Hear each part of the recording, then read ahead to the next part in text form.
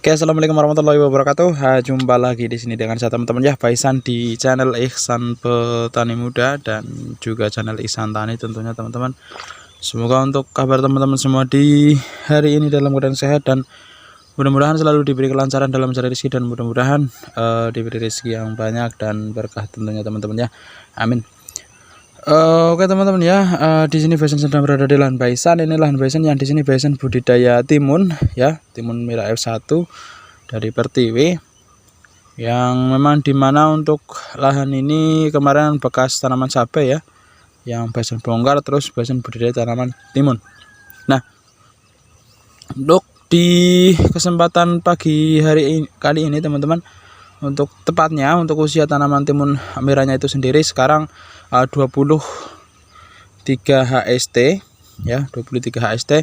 Update kemarin baru kemarin pagi Faisan melakukan penyemprotan fungisida Star Plus merek dagang Propinep, bahan aktif Propinep maksudnya. Untuk nutrisinya Ambition, merek dagang Ambition, yang bahan pembawanya adalah asam sulfat dan juga asam amino.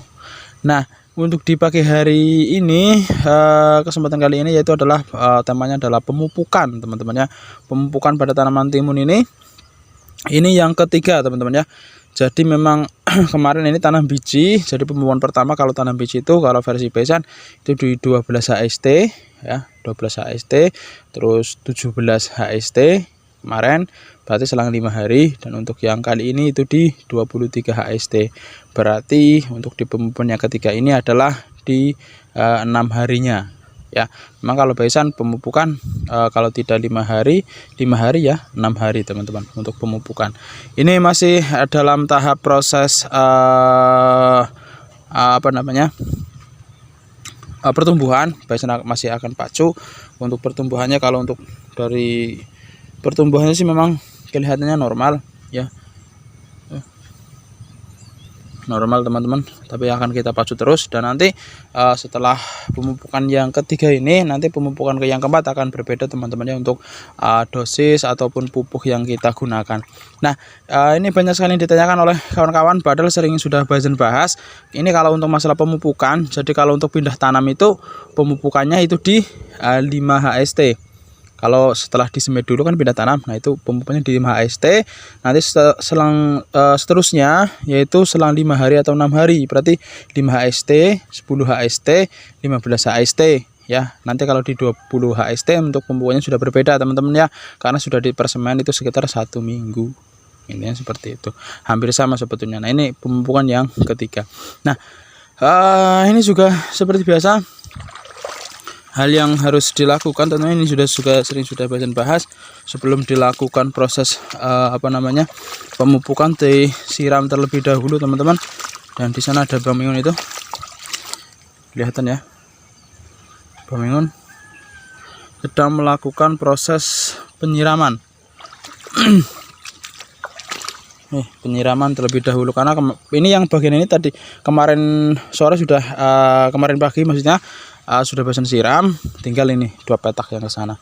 Itu memang sudah melakukan proses penyiraman. Nanti setelah disiram lalu baru dilakukan pemupukan, karena memang di daerah Faisan ini sudah musim kemarau teman-teman, sudah lama sekali tidak turun hujan. Jadi pupuk yang kalau kita akan melakukan pemupukan yaitu harus disiram terlebih dahulu untuk memaksimalkan pupuknya, penyerapan pupuk yang kita berikan kepada tanaman agar tanahnya tidak terlalu kering. Karena kalau tanahnya terlalu kering nanti kalau dipupuk akan menguap dan tidak akan maksimal terserap oleh tanaman tentunya teman-teman. Oke, langsung kita bahas itu sambil nanti nunggu Bang Miun siap, itu tinggal 3 bedengan. Langsung kita bahas untuk masalah pemupukan di ketiga ini ya. Langsung kita racik teman-teman ya. Nah, seperti biasa untuk kesempatan kali ini Faisan ditemani oleh Bang Miun yang membantu pekerjaan Faisan di setiap harinya. Oke Bang Miun, kita racik untuk NPK nya. Ini Faisan masih menggunakan NPK Ponska, itu dikasih 500 gram atau 5 ons per 25 liter air ini, atau 1 jerigen ya, 5 ons NPK. Terus untuk KNO3 merahnya itu dikasih 8 sendok makan per 20 liter air ya teman-teman ya. Nah nah ini untuk NPK-nya Baisan selalu mengatakan terserah mau teman-teman mau menggunakan NPK Ponska ataupun NPK 1616 ataupun NPK Ponska Plus ataupun NPK Grower. Pokoknya yang intinya itu adalah cari saja pupuk yang paling mudah didapat di daerah teman-teman semua. Yang penting kandungannya adalah nitrogen, fosfat dan juga kalium, dan tentunya disesuaikan dengan fasenya. Kalau untuk di fase vegetatif seperti itu kalau bisa memang yang stabil antara kandungan NPK-nya ataupun tinggi N-nya. Nah nanti kalau untuk di fase generatif, fase pembentukan bunga, saran Baisan NPK-nya itu yang tinggi akan kalium, seperti di NPK Grower ataupun NPK yang lainnya tinggi akan kalium. Tapi kalau mau sama saja tidak apa-apa, misalkan menggunakan NPK 1616 ataupun NPK Ponska juga tidak apa-apa. Yang penting kalau Baisan itu selalu mengatakan yaitu pupuk pelengkapnya teman-teman. Nah ini pupuk pelengkapnya. Pupuk pelengkap inilah yang selalu Baisan rekomendasikan. Memang selalu Baisan pakai entah di tanaman holte ataupun entah di tanaman apapun itu. Baisan selalu menggunakan kalau di fase vegetatif yaitu KNO3 merah ya, KNO3 merah kalau untuk di fase vegetatif.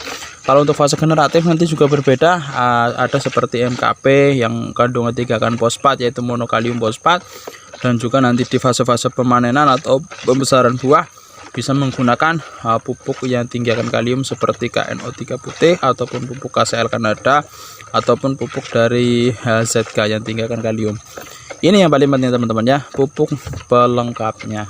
Kalau untuk NPK-nya selalu Baisan katakan bebas mau menggunakan NPK apa saja terserah. Ini di fase vegetatif paling bagus.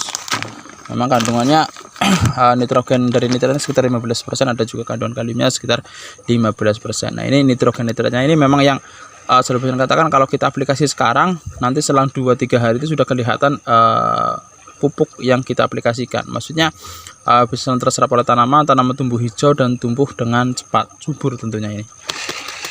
Ini selalu Baisan gunakan karena memang di kondisi saat ini memang pupuk selalu mahal, pupuk memang terlalu sangat-sangat mahal teman-teman. Jadi kalau untuk NPK-nya Baisan hanya menggunakan NPK Ponska, itu pun dari dulu ya. Kalau untuk figur tanaman, kalau pertumbuhan tidak kalah dengan pupuk-pupuk yang seperti NPK 1616 ataupun NPK yang lain. Tapi kalau mau menggunakan pupuk NPK 1616 itu lebih mantap tentunya teman-teman. Nah, itu nanti diaduk seperti biasa. Seperti biasa nanti dikosongkan ke tanaman timunnya.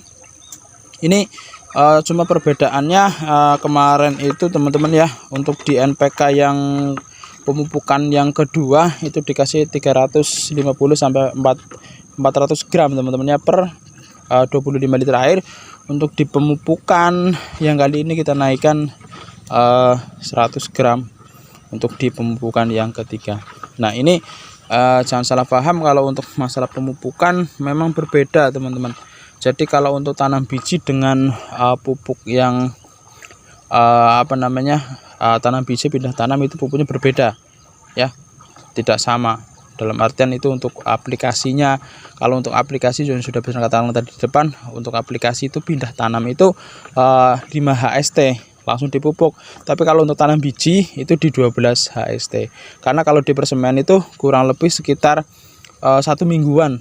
Kalau untuk timun di persemaian, setelah itu pindah tanam, berarti kan usianya sekitar sama 12 hari. Nah itu baru setelah pindah tanam 5 hari baru dipupuk. Tapi kalau untuk tanam biji 12 HST setelah tanam biji. Ini seperti itu. Ya ini sambil nunggu Bang siap. Nanti pokoknya yang hal-hal yang terpenting setelah dilakukan sebelum pemupukannya itu sudah Baisan bahas tadi, adalah disiram terlebih dahulu untuk menghindari penguapan pupuk yang kita aplikasikan tentunya, dan tidak menghindari terbakarnya tanaman, karena memang ketika kita aplikasi pupuk tanah kering itu resiko tanaman terbakar itu sangat mungkin, apalagi kalau tanamannya masih kecil. Dan setelah pemupukan teman-teman ya, itu nanti kalau di musim di musim kemarau seperti ini, pokoknya sekitar selang 2 hari kalau tidak turun hujan ya kita siram lagi secara manual kah ataupun mau menggunakan selang trip kah, yang penting selang 2 hari agar nanti pupuknya bisa terserap maksimal oleh tanaman, intinya seperti itu ya. Ini bentar lagi siap teman-temannya. Untuk menyingkat durasi, nanti untuk dosis takarannya seperti biasa Basan akan aplikasikan, Basan akan terangkan untuk di pemupukan yang ketiga ini ya. Kita lanjutkan teman-temannya. Ini untuk takaran per pohon dikasih sekitar 100 mili per pohon teman-teman ya. Coba sedikit lagi stop. Nah ya, ini kemarin di pemupukan yang kedua itu dikasih sekitar 80 mili sampai 90 mili. Untuk di pemupukan yang ketiga ini dikasih sekitar 100 mili per pohon untuk di pemupukan yang ketiga. Nah ini untuk takaran pupuk per pohonnya pun juga harus ditakar juga teman-teman ya. Jadi setiap di pemupukan awal itu dosisnya sedikit, pupukan yang kedua kita naikkan, pupukan ketiga ya kita naikkan, pupukan keempat juga nanti kita naikkan dosisnya untuk per pohonnya. Dan untuk pupuknya pun bertahap ya. Yang belum lihat, untuk pemupukan awal kemarin sudah Basan bahas semua, ada dari takaran pupuknya, takaran per pohonnya, terus pemupukan yang kedua juga sudah Basan bahas.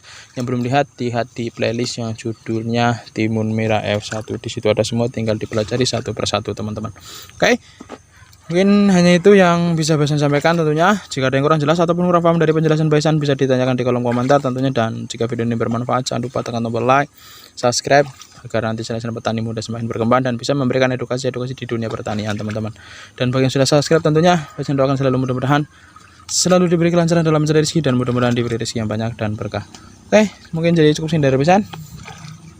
Salam petani muda Indonesia. Assalamualaikum warahmatullahi wabarakatuh.